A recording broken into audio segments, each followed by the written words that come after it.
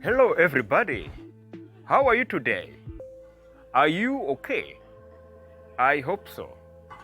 Are you happy? I hope so. Muraho mwese, mumeze mute uyu munsi? Ese mumeze neza? Ndabyizeye. Ese murishimye? Ndabyizeye. Welcome to Liberty Speaking TV. Muhawe ikaze kuri Liberty Speaking TV. I'm going to teach you English phrases for beginners. Ngiye kubigisha interuro z'abatangizi. Let's get started. We are going to look at together at 500 real English phrases. Tugiye kurebera hamwe interuro 500 zirenga z'Icyongereza nyacyo. Real English phrases. We are going to study all the levels: beginners, intermediate, and advanced. Turigira hamwe ibyiciro bitatu: abatangizi, abo hagati, na bisumbuyeho cyangwa se bateye imbere. Now, let me tell you the table contents of all those 3 levels. Ubu rero mureke mbabwire ibikubiye muri ibyo byiciro uko ari bitatu. Now, we can begin by beginner phrases. Ubu twatangirira ku cyiciro cy'abatangizi. Beginner phrases. Interuro z'abatangizi. Liberty Speaking, the best field of study.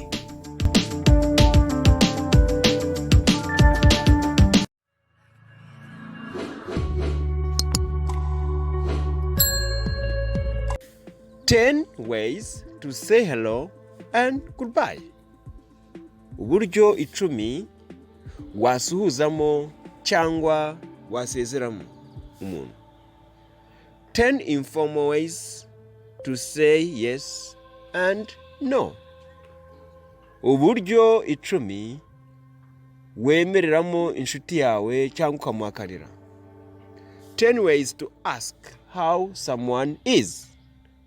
Uburyo 10 wabazamo amakuru y'umuntu.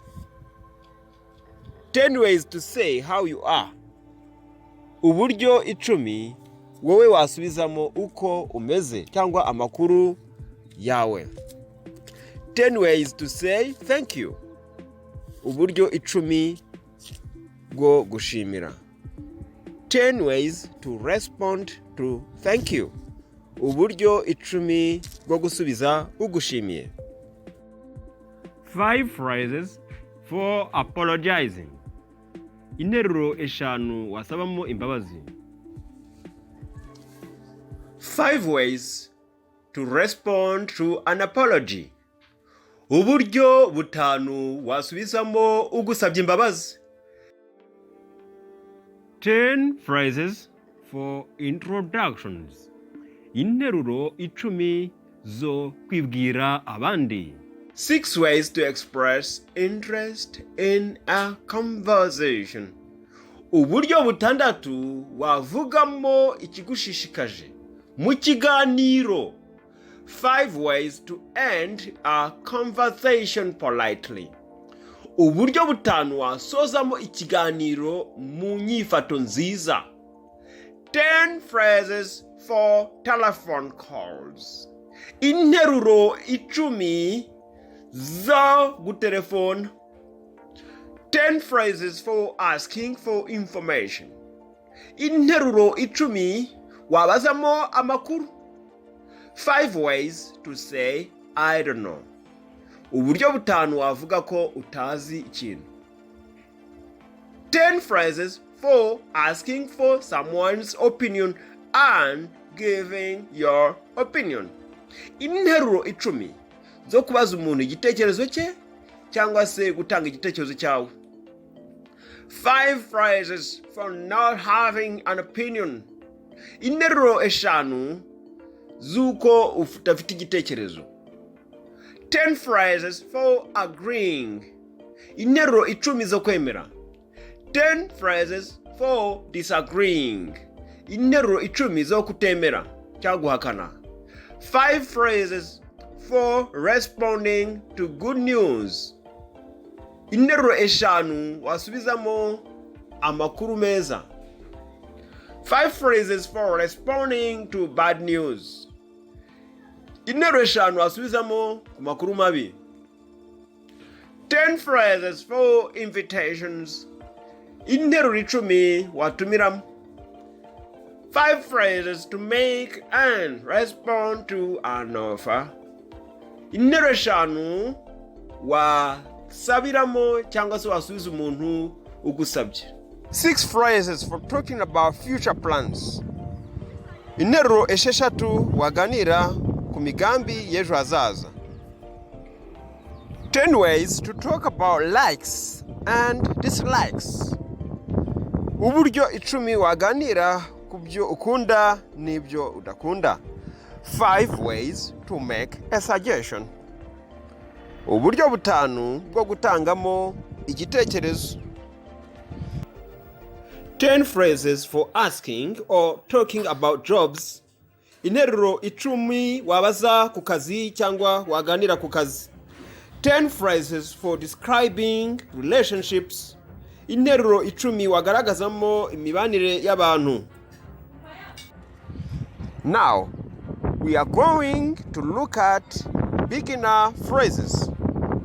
Ubu tugiye kurebera hamwe interuro z'abatangizi. Let's go on. Mureke dukomeze. 10 ways to say hello and goodbye.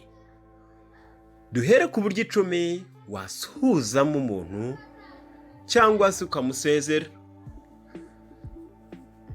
Let me remind you that I'm going to teach you all the beginner phrases.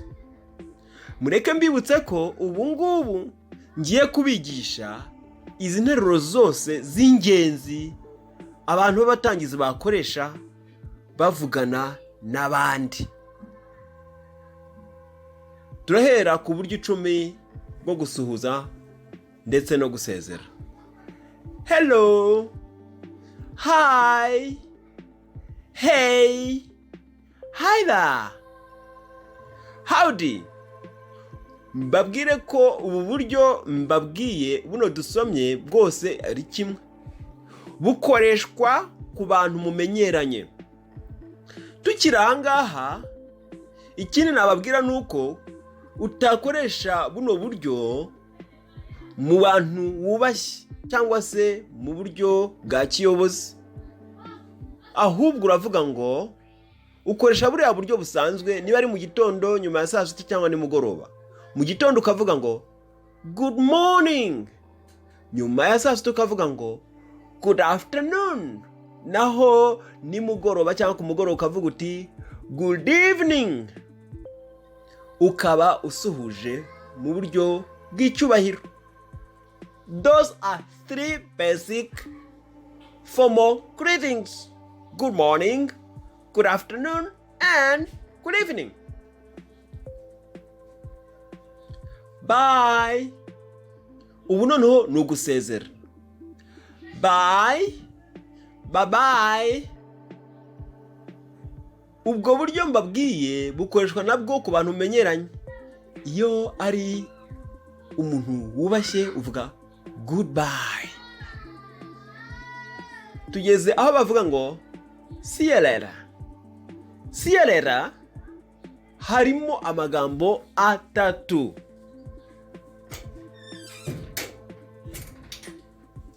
See you later.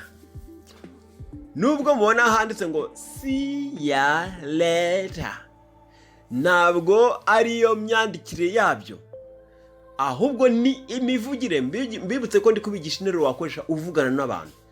Sialera ni you bahindiyemo iya. Sialera. Sialera. Sialera ni ukuvuga tuzongera. Take care. Mu mvugo igaragara ni ugusezera. Ni nko kubwira umuntu ngo urabeho. Ni kimwe no kuvuga goodbye. Take care ubibwira umuntu ugiye nko mu rugendo cyangwa ahantu runaka ugira ngo agende amahoro. No ngo take care, wiyiteho, wicunge. Tugeze ku yanyuma ivuga ngo have a good one. Have a good one. Iyi one mubona hano hahera isimbuzwa ikintu wifurije umuntu. Tuvuga nk'urugero wifurije umuntu ngo ugire umunsi mwiza, iyo one wayisibuka ukavuga ngo have a good day. Aho hari one ugashyiraho day. Have a good weekend. Ni ubundi buryo bwo gusezera wifuriza umuntu ibihe byiza. Tujye mbere. 10 informal ways to say yes and no. Uburyo 10 wakemerera umuntu cyangwa ukamuhakanira. Yeah. Yap. Aha. Sure. Ubwo buryo butandangije ni ukwemera. Kwa kuba umuntu akubwira ikintu ugahita umwemeranya nawe. Nope. Nah. No way. Ubwo buryo bundi ndangije butanu ni uburyo uhakaniramo umuntu icyo kubajije. 10 ways to ask how someone is. Turebe uburyo 10 wabaza umuntu uko ameze. How are you? How is it going? How are you doing? How are things? How is life?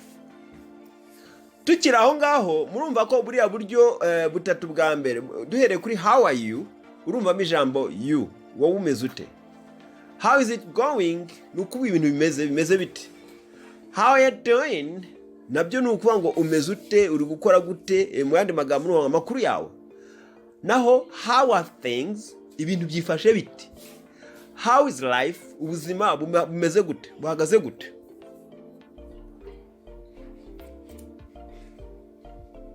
How have you been? Murumvamo ijambo been. Been biva kuri verb to be, ivuga kuba. Yubaze ko umuntu yari ameze mu minsi mutari muherukanye, uramubaza ngo how have you been? Ariko mu mvugo yihuse ukunda kuvuga how have you been? How have you been? How have you been? Nukubaza amakuru y'iminsi. How is your family? Umuryango wawe umeze ute? How is your family? Umuryango wawe baraho cyangwa bameze bate? What's up? What's new?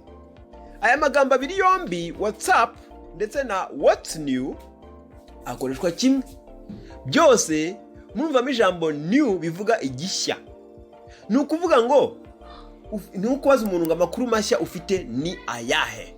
So niyo mpamvu iyo ahari urayavuga, ariko iyo adahari ndabereka ukuntu usubiza. Good. What's up? What's new? Icya 10 kiravuga ngo what have you been up to lately? Mu mvugo yihuse ngo what have you been up to lately? What have you been up to lately? Ni ukuvuga ngo mu minsi ishize waruhugiye mu biki. 10 ways to say how you are. None se wasubiza ngo iki? Tutarajya kure, ijambo WhatsApp y'umuntu ari kubajije ushobora kumusubiza ngo iki? Ushobora gusubiza umuntu ngo not much. Much bivuga ibintu byinshi. Iyo umuntu avuze ngo WhatsApp ni ukubaza ngo amakuru mashya ufite n'ayahe, yo ntayo menshi uravuga ngo not much. Ariko mu buryo bwihuse not much. Hari n'abavuga ngo nothing much. Nanone kuri what's new naho nuko. Ngira ngo nanongere babwire kuri iki kibazo bakubajije ngo what have you been up to lately, turakibona ari hepfo. Ku muntu bakubajije ngo how are you? Umeze ute? Uramusubiza ngo I'm fine. Thanks. How about you? meze neza, urakoze. Wowe kuwakubajije ngo how is it going, bimeze bite, urasubiza ngo pretty good. Pretty good ni kimwe na very good, ni byiza cyane. Kuwakubajije ngo how are you doing, umeze ute, uramusubiza ngo not bad, ntabwo meze nabi. Kuwakubajije ngo how are things, ibintu bimeze bite, urasubiza ngo great, bimeze neza. Kuwakubajije ngo how is your family, kuwakubajije ngo how is life, ubuzima bumeze gute, couldn't be better, nta kibazo. Couldn't be better ni ubundi buryo bwo kuba ko ari good. Ikindi, how have you been, amakuru y'iminsi. Ahangaha umuntu akubajije ngo how have you been, ni ukubaza uko wari umaze iminsi umeze.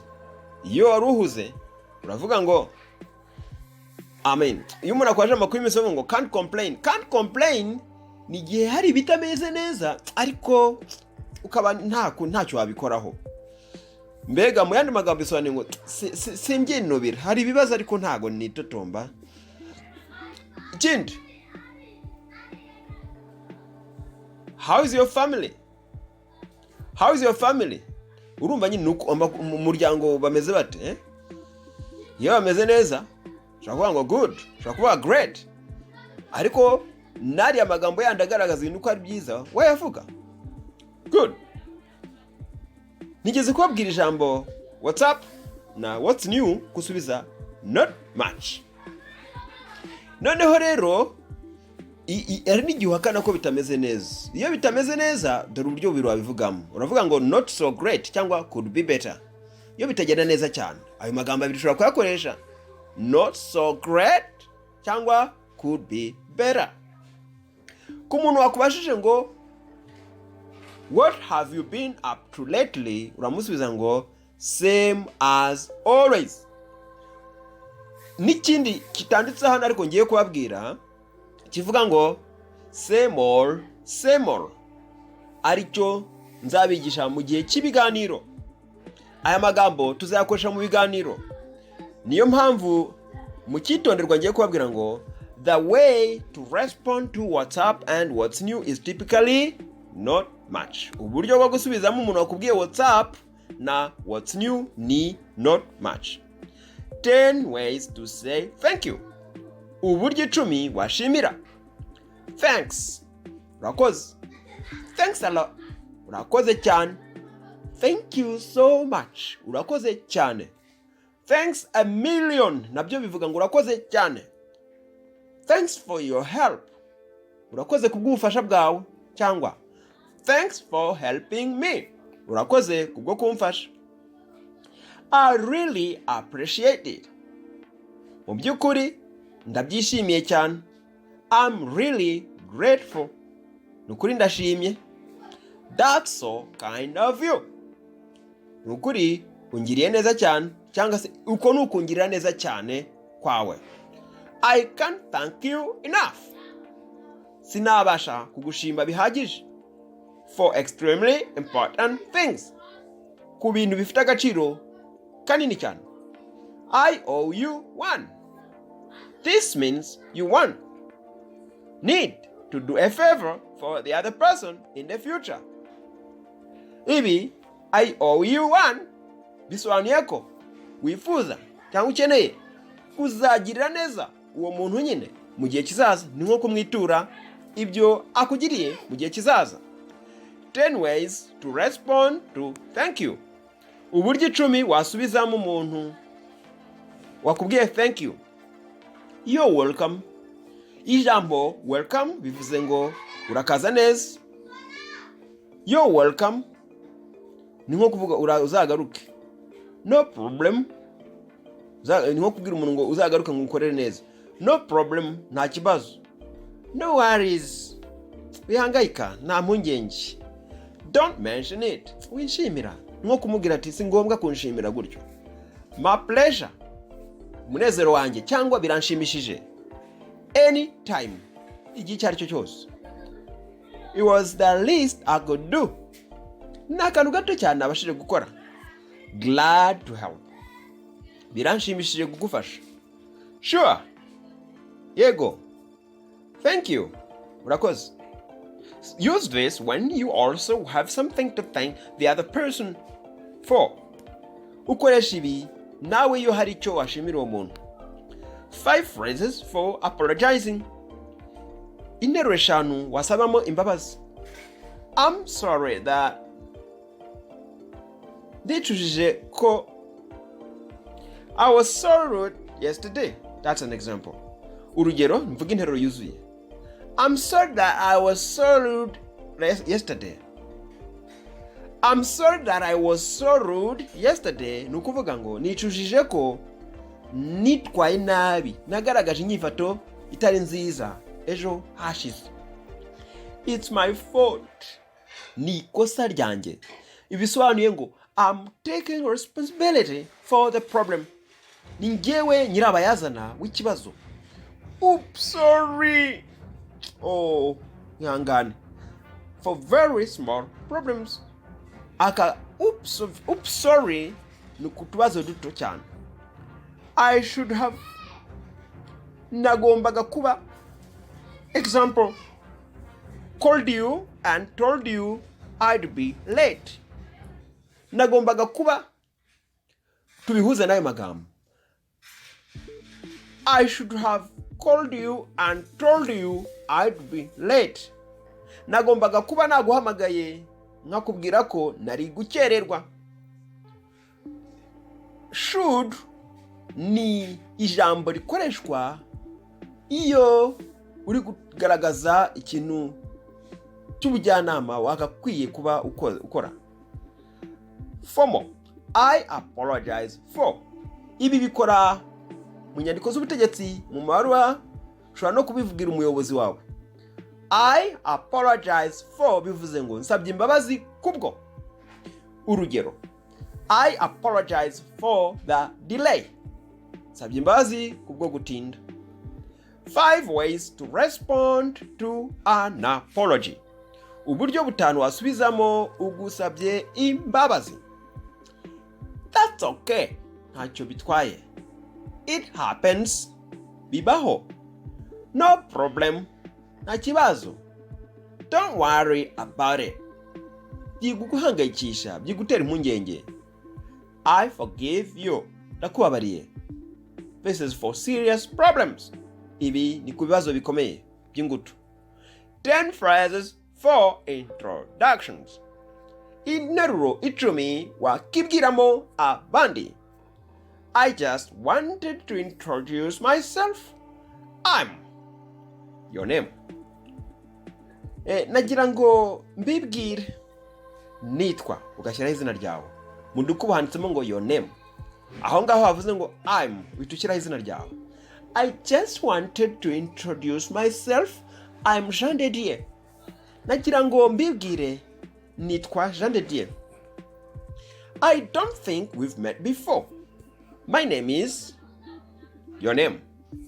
Sinibaza ko mbere twahuye. Nitwa ugatukiraho izina. I don't think we've met before. My name is. Bivuze ngo sinibaza ko sinibwira ko twigeze guhura mbere. Nitwa runaka ugatukiraho izina. This is. Reka mbabwire ko this is ari interuro cyangwa se ari ijambo ukoresha wivuga mu gihe uri kwibwira umuntu kuri telefone. Kwa kuno umuntu umutelefone atakuzi ntabwo uzambwira ngo my name is oya, ahubwo uzavuga ngo this is John. Ubwo ni urugero nguhaye. Hello, this is John. Hano bavuga ngo John speaking. John speaking, muravugana na John. Ibyo mbabwiye ni inyongera biba zibaye ngombwa ko nazongeraho bitewe n'ijambo tugezeho. I'd like you to meet. Ndagira ngo ubonane na. Aha ni igihe uri kupresenta abandi cyangwa kubahuza. Urugero, uwitwa John ntabwo aziranye na Olivier. Nzabwira John nti I'd like you to meet Olivier. Ndagira ngo umenyane na Olivier cyangwa muhure. Have you met? Iki kibazo ukibaza umuntu wahuye n'undi muri kumwe ariko utaruzi ko baziranye. Nko kubaza ngo niba baziranye. Wari warahuye nawe? cyangwa ubwa mbere ushaka kumenya atari ko ari ubwa mbere cyangwa se ko bigeze guhura. Have you met John? Wigeze uhura na John? I'd like to introduce you to. Aha nabwo ni ukubahuza. Ndagira ngo ngupresente cyangwa se nkubwire runaka. Ukavuga izina ry'uwo nguwo utaziranye n'uwo nguwo wundi. I'd like you to introduce you to Peter. Ndagira ngo nkumenyeshe Peter. Iyi noneho rero ushobora kwita umubwira uti nice to meet you. Nishimiye guhura nawe cyangwa kubonana nawe. Nice to meet you ni ukuvuga umuntu mwamaze kumenyana babanze kubahuza muhita umubwira uti nice to meet you. Nk'urugero, I'd like you to meet John. Wowe mbibwiye uzahita ubwira John uti nice to meet you. Umuhereze umukono. Ariko turi muri COVID, ubu ngubu imikono ntabwo icyemewe. It's a pleasure to meet you. Ubwo n'ubundi buryo bwo kuvuga ko wishimiye guhura n'umuntu. It's a pleasure to meet you. Bamaze kugupresenta cyangwa se nawe umaze kukibwira wabimubwira. Likewise. Likewise ni kimwe na the same cyangwa se nanjye nuko. And you. Nawe. Ahangaha ni igihe avuze ngo it's a pleasure to meet you. Utumusubiza ngo likewise cyangwa se and you. First and second are used to introduce yourself. Ku ya mbere n'iya kabiri ubikoresha wibwira abandi.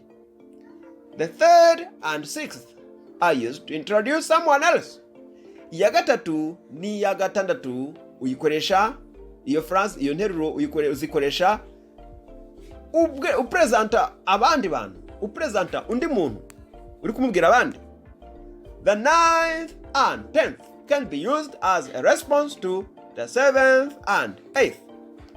Ya 9 n'iya 10 ishobora gukoreshwa nk'igisubizo cya 7 n'iya 8. Reka twongere turebe ya 9 yavuga ngo likewise. Ya 10 ikavuga ngo and you.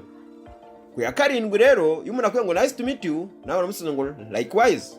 N'iya 8 it's a pleasure to meet you subiza ngo likewise cyangwa and you. Likewise ni ukuvuga ngo nanjye nuko cyangwa and you.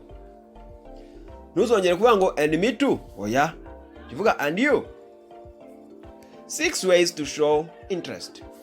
Ubundi interest ni bigushishikaje, bikunejeje, bigushimishije.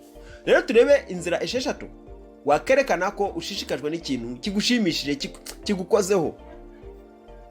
Ukozweho n'ikintu. Really? Ni koko? That's interesting. Nukuri birashishikaje, biranejeje. Aha. Hehe. Right. Niko kuri. Gotcha. Nakumvise nono. Sure. Yego. You can use these phrases to show the other person that you are listening. Ushobora gukoresha izo ngero ugaragariza umuntu ko uri kumwumva cyangwa ko umuteze amatwi wowe umwami uri kuvugana. Mbibutse yuko hari amasomo, aya masomo mushobora kuyakurikira abafite ubushobozi kuko nabashije kuyasobanura mu Kinyarwanda, ariko ku bantu bumva English ushobora kujya ku rubuga www.espressoenglish.net English speaking courses. Iyo link ukayinjizamo ngaho muri search engine kugira ngo ubone andi masomo menshi ushobora kuba wagura ukiyigisha. Ibi nabisobanurira abantu b'abatangizi, hari n'abatabasha kujya kuri izo mbuga nkoranyambaga kugira ngo bibe nk'imfunguzo zabafasha mu gihe mushaka kwitabara. 5 ways to end a conversation politely. Uburyo butanu wasozamo ikiganiro witwaye neza. It was nice chatting with you. Byanshimishije kuganira nawe cyangwa byambereye byiza kuganira nawe. Well, it's getting late. Umva. Burije. Anyway, I should get going. Cyakora, nkwiye kugenda. Formal. Mu kiyobozi. Sorry, but I'm afraid I need to nyihanganira ariko ubwo kinteye ubwoba nuko ngomba gahita uvuga impamvu. Nk'urugero, sorry but I'm afraid I need to go. Na icya gatanu, I'm sorry to cut you off but I actually gotta run. I'm sorry to cut you off, ubivuga unyihanganire kuba nkukubye cyangwa se mpagaritse ikiganiro nkuciye mu ijambo, but I actually gotta run. Ariko mu by'ukuri ngomba kwihuta. Cut you off bisobanuye kukurogoya aho wari ugeze, interrupt you. 10 phrases for telephone calls. Turebe interuro eshanu wakoresha utelefona. Kare nigeze kubabwira ngo this is ikoreshwa utelefona. Witabye telefone ngo hi, this is John, this is Jen. Iyo wibwira umuntu kuri telefone ntawe ngo my name is. Urabanza ngo hi, nkuko bavuga ngo hello, this is, ugatukira izina ryawe. Hi, this is Peter. Hi, this is Jen. Formal. Mu buyobozi uravuga ngo may I speak with John Smith. Waho John Smith ni izina. Ushobora no gushyiraho irindi. Navugana na runaka. May I speak with, bivuze ngo ushobora kuvugana na. May I speak with John Smith. Ushobora kuvugana na John Smith. Is John there? John ariyo? John arahari? Is John there? John arahari? I'm calling about. Mbahamagaye mbabaza ngira ngo mbabaze ibi nibi. Icyo gihe uhita uvuga ibyo telefone, impamvu iguteye gutelefona. I'm calling about, katukivuga. Kambaze nk'urugero, tuvuge telefone kuri police, nabuze telefone. Ndavuga ngo I'm calling about my phone which was stolen. I'm returning your call. Ndakwitabye. I'm returning your call. Formal. Iyo ari mu buyobozi uravuga ngo one moment please. Iburetse gato. Informal. Mu nshuti mu bavandimwe uravuga ngo hang on a sec. Buretse gato. Mu kiyobozi uvuga one moment please. Mu nshuti ukavuga hang on a sec. Ushobora kwibaza ijambo ngo hanga ni biki. Iyo ushaka kwiga kuvuga ururimi rw'Icyongereza ntabwo ufata ngo hang ijambo rimwe ngo wize kuvuga. Hang ni vocabulary. Ariko iga phrase. Ndagira inama abantu biga kuvuga Icyongereza. I'd like to advise people who are learning English to concentrate on phrases. Ndagira ngo ngira inama abantu bari kwiga ururimi rw'Icyongereza bajye biga icyo bita phrases, interuro, nakiga ijambo rimwe. Hang urigize byonyine ushobora kuvuga ngo nukumanika. Oya. Rero hang on bivuga ngo tegereza. Ni kimwe na hold on. Hang on a sec. Nuko kubwira umuntu ngo guma ku murongo. Buretse gato kuri telefone. He's not here. Would you like to leave a message? Ntari hano. Ushaka gusiga ubutumwa. Could you ask him to call me back?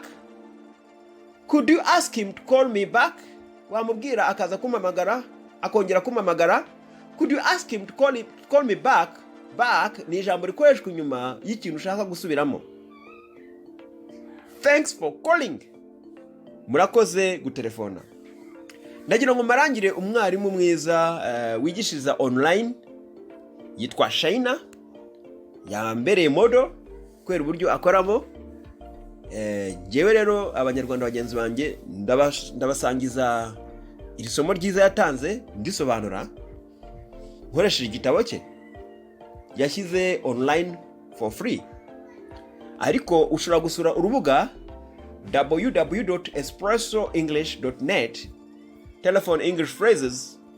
Hari andi masomo agurishayo arenza aya. Tugeze kuri 10 phrases for asking for information. Ngira ngo mwese muzi information ko bivuga amakuru. Turebe rero interuro 10 wabaza umuntu amakuru. Can you tell me? Wambwira. Reka nkubwire nk'urugero, ushobora kumbwira ngo can you tell me the way to Kimironko? Ushobora kumbwira inzira ijya Kimironko. Noneho mu kinyamfura cyinshi ushobora kuvuga ngo could you tell me, reka wenda tuvuge nk'urugero ushaka kubaza aho iposita biri. Could you tell me where the post office is? Ushobora kumbwira aho ibiro by'iposita biri? I'd like to know. Ndifuza kumenya. Do you know? Uzi? Do you have any idea? Hari igitekerezo ufite? Could anyone tell me? Hari uwambwira? Use this phrase when asking a group of people. Uri kubaza itsinda ry'abantu ujye ukoresha iyi nteruro. Could anyone tell me? Could anyone tell me? Hasa hari uwambwira? Izi nteruro ndi kubabwira mu minsi iri imbere ndazishyira mu biganiro. Nzifashisha n'undi muntu tuganira mutureba.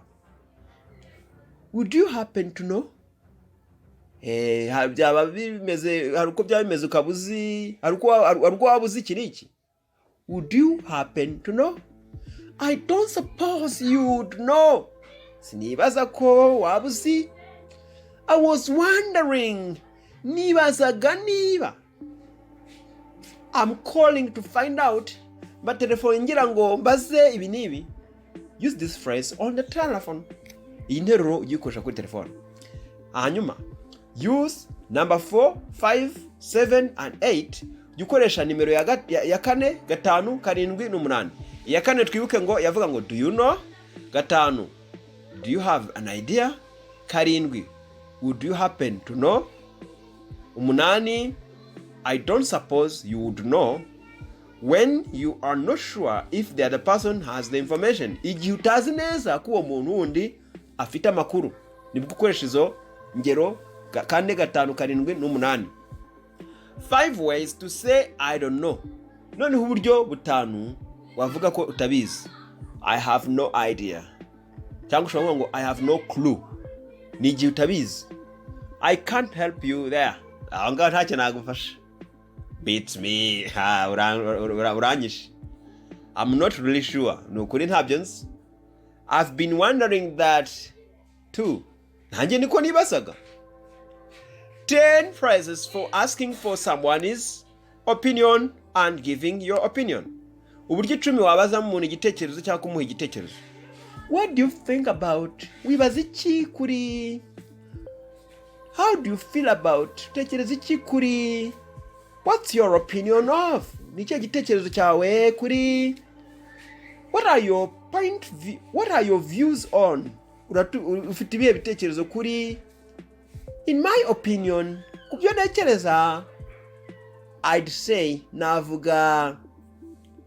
Personally, I think or believe, kubwanjye nibwira ko cyangwa nizera ko. If you ask me, umbajije, the way I see it, uko mbibona, from my point of view, uko mbibona, 5 phrases for not having an opinion. Interuro 5 z'uko nta gitekerezo ufite. I've never given it a much thought. I've never given it much thought. Nta bitekerezo byinshi nabihaye. I don't have strong feelings either way. Nanjye ntabwo mfiteho ibyiyumviro bikomeye. It doesn't make any difference to me. Ntacyo bihinduye nanjye kuri njye. I have no opinion on the matter. Nta gitekerezo mfite kuri iyo ngingo. Very informal. Iki gikoreshwa cyane byiteho ku bantu mumenyeranye. Whatever. Ni iki ukoresha ku bantu mumenyeranye? Whatever. 10 phrases for agreeing. Interuro 10 zo kwemeranya.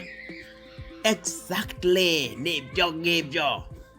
Absolutely. Cyane rwose. That's so true. Niko kuri kose. That's for sure. Ibyo niko kuri. I agree 100%. Nemeranya nawe 100%. I couldn't agree with you anymore. Sinakwemeranya nawe. That's exactly what I think. Ibyo nibyo ntekereza. That's exactly how I feel. Uko niko nanjye mu byukuri niyumva. Informal. Mu bantu mumenyeranye. Tell me about it. Ntubimbwire. You're telling me. Urimo urambwira. Informal. Nanone ushobora kuvuga I'll say. Mu bantu mumenyeranye ushobora ngo navuga. ndaza kuvuga I suppose so niko mbyumva. Use this phrase for weak agreement. Mbega ni ukugira kutemeranya neza. You agree but reluctantly. Uremeye ariko utabishaka. Note, icyitonderwa. Avoid a common error of saying. Ujya wirinda ikosa rikunze gukorwa rivuga ngo I am agree. The correct phrase is I agree. Ntukavuga ngo I am agree, ahubwo uravuga ngo I agree. Nibyo byo. I agree ndemeranya nawe. Or I am in agreement. Ntuvuga I am agree, uvuga I am in agreement ndemeranya nawe. The second one is more formal. Mu buryo bwa kiyobozi iya kabiri niyo wakoresha. 10 phrases for disagreeing. Interuro 10 wakoresha utemeranya n'umuntu. 10 phrases for disagreeing. I don't think so. Siko mbyumva. I beg to differ. Sabye ngo utanga itandukaniro.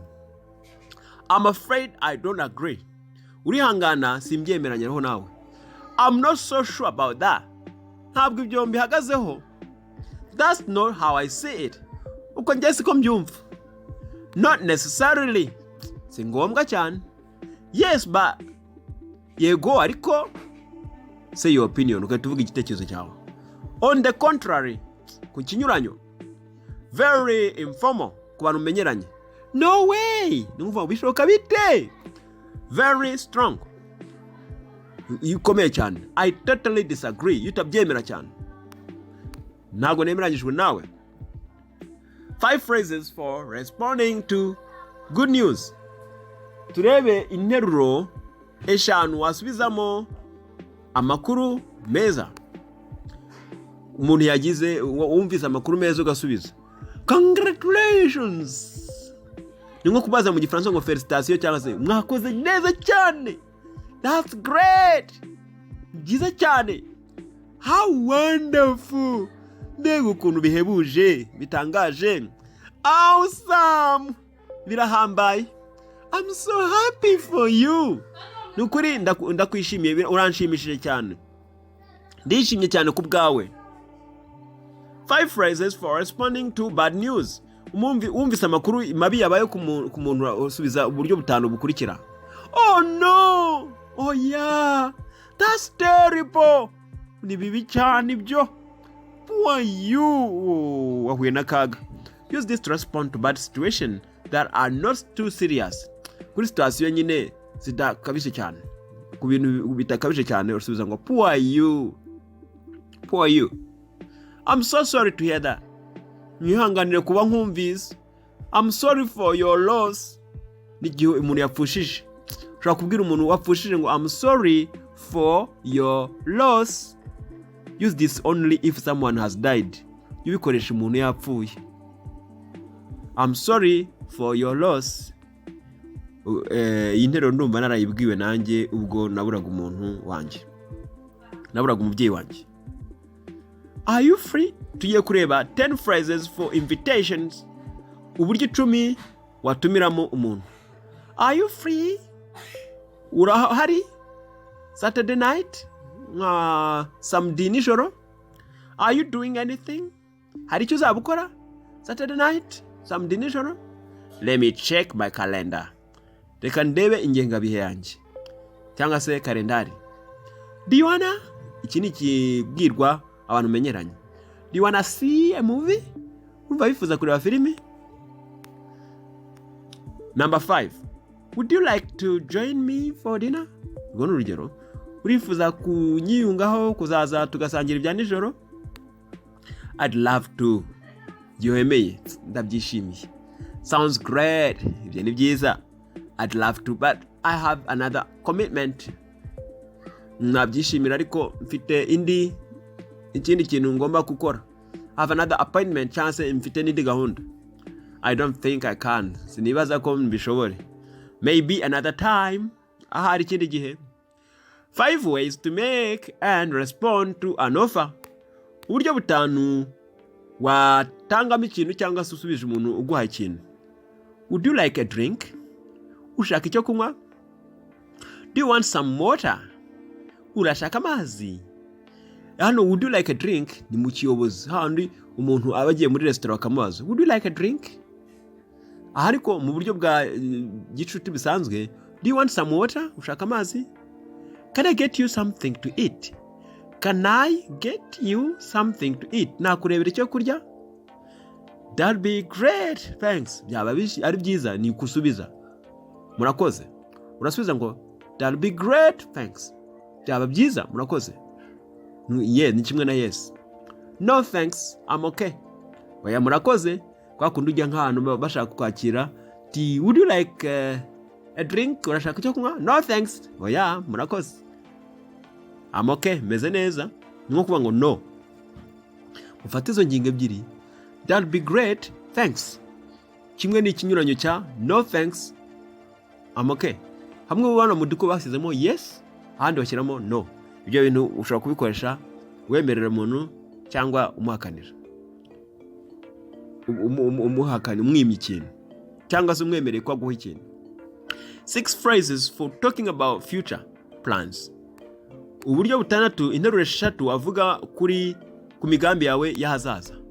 I'm planning to, ndapanga ku, I hope to, nizeye ku, I'd like to, ndashaka ku, I might, nshobora, I may, ahari nshobora. I'm thinking about, nibazaga ku, ushobora no kuzareba izindi tandukaniro hagati ya may na might ku rubuga. What's the more difference between may and might? 10 ways to talk about likes and dislikes.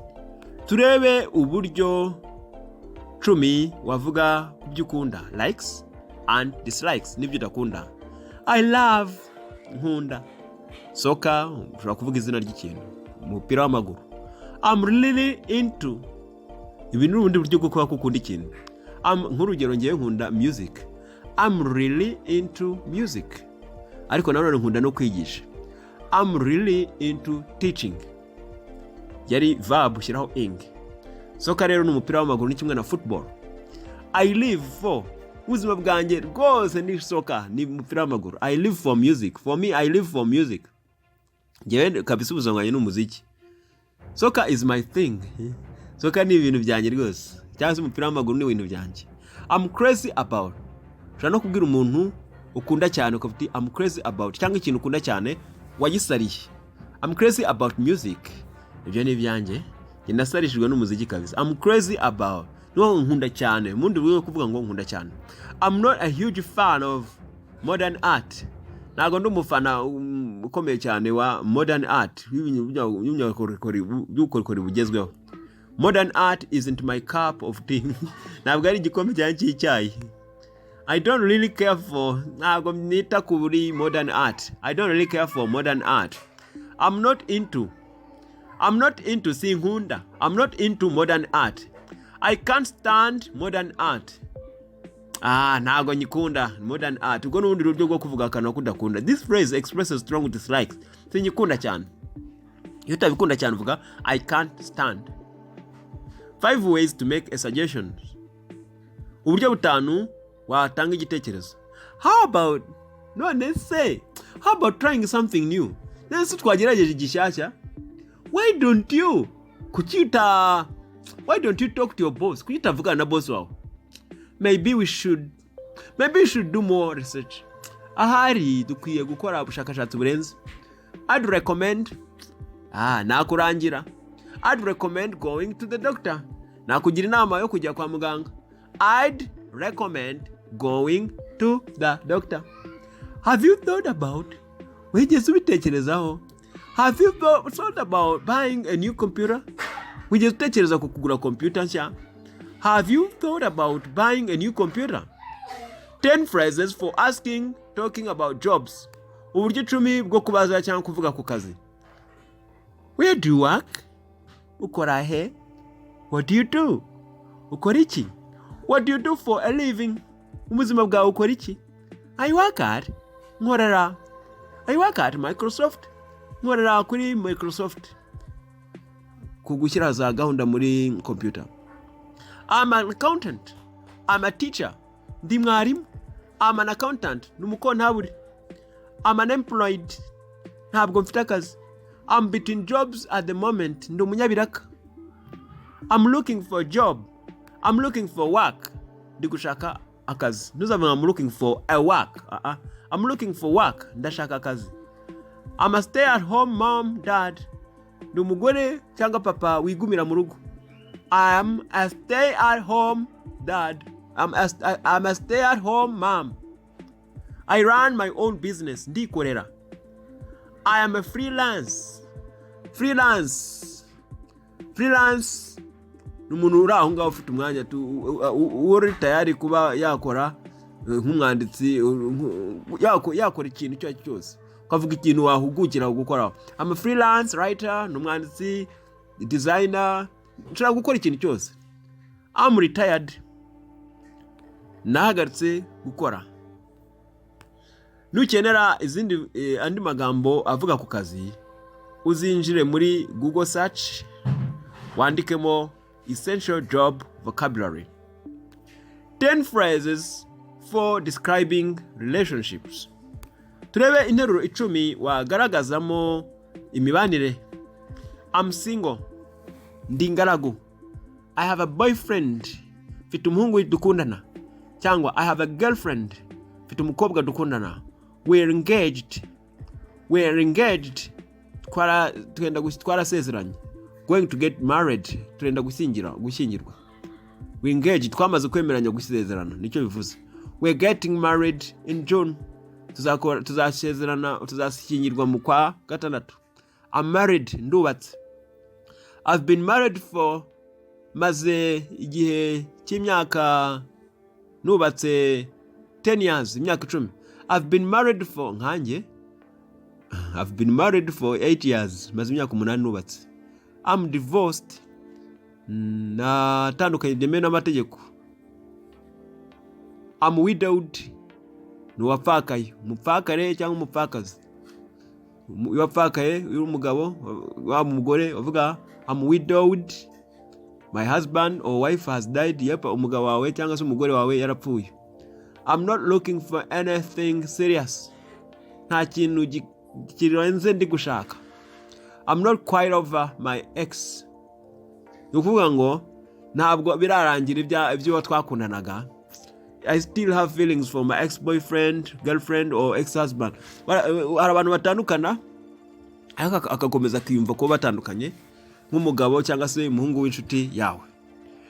Dear followers, I'd like to tell you that I've come to an end of beginner phrases. Nshuti mwarimu nkurikiye, ndagira ngo mbabwire ko ngeze ku musozo. If that was your first time on this channel, please tap subscribe. Niba bwari ubwa mbere hano kuri channel, kanda subscribe, share with your friends and like. Sangiza inshuti zawe kandi ubitwishimire by tapping like. Ukanda like. That was your English teacher Uwingabiye Jean de Dieu from Rwanda. Nkaba nari mwarimu wanyu Uwingabiye Jean de Dieu guturuka mu gihugu cy'u Rwanda. Good luck. Liberty speaking, the best field of study.